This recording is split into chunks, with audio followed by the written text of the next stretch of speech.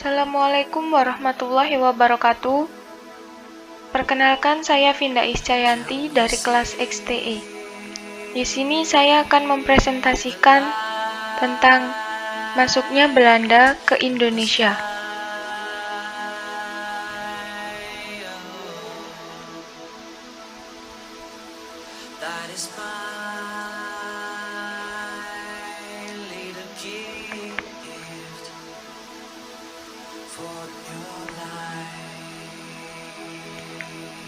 Belanda merupakan bagian dari Kerajaan Belanda, sebuah negara monarki konstitusional yang mencakup seluruh bagian Belanda, Eropa, serta Belanda Karibia.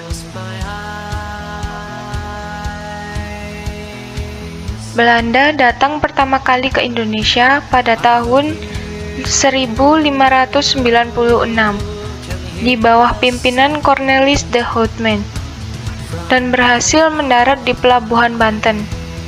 Namun, kedatangan Belanda diusir penduduk pesisir Banten karena mereka bersikap kasar dan sombong.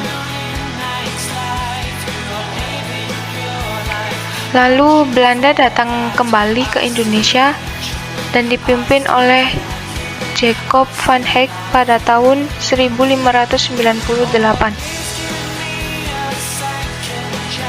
Tokoh-tokoh dan peranan Hindia Belanda. Yang ke-1, Peter Both.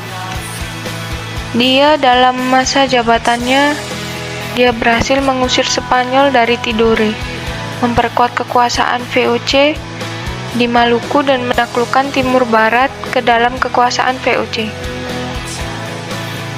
Yang kedua, Jan Pieter Zoon Koen.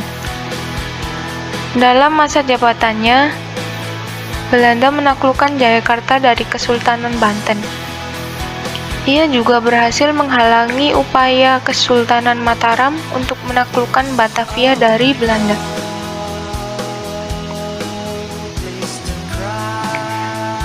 Yang ketiga, Herman Willem Daendels.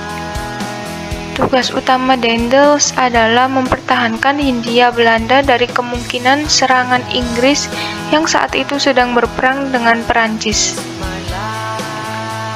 Yang keempat, saat menjadi gubernur jenderal di Hindia Belanda, Johannes van den Bosch menerapkan kebijakan kultur stelsel yang bertujuan memberikan keuntungan sebesar-besarnya pada pemerintahan kolonial dan berhasil kas negara Belanda.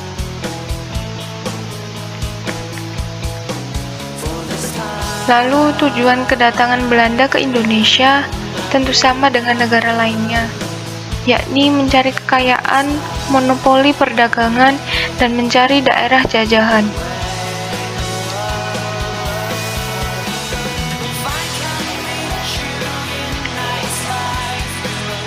Selain itu, Perang Belanda dengan Spanyol selama 80 tahun membuat Belanda mencari daerah jajahan ke Nusantara.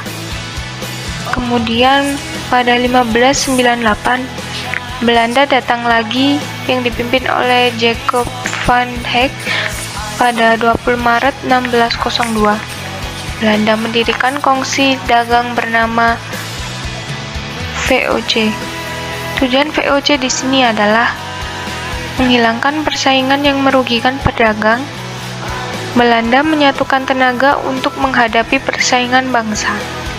Portugis dan pedagang lainnya di Indonesia mencari keuntungan yang sebesar-besarnya guna membiayai perang melawan Spanyol. Dampak positif dan dampak negatifnya. Berikut dampak positifnya. Rakyat Indonesia mendapatkan pendidikan yang baik dan dapat menyatukan banyak wilayah di Nusantara.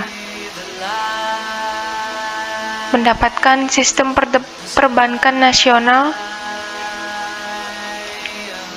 militer Indonesia yang modern, pembangunan infrastruktur menyeluruh, serta perlindungan terhadap peninggalan bersejarah.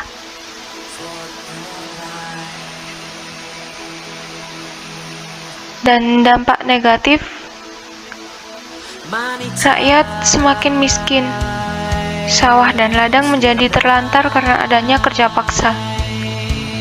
Kesejahteraan rakyat yang sangat minim, dan terjadinya kesenjangan sosial. Jumlah penduduk pun yang menurun, banyaknya kasus kelaparan, dan masih banyak lagi. Sekian untuk melihat dan mendengarkan. Minta maaf atas kesalahan dan kelebihan yang saya terangkan. Terima kasih. Wassalamualaikum warahmatullahi wabarakatuh.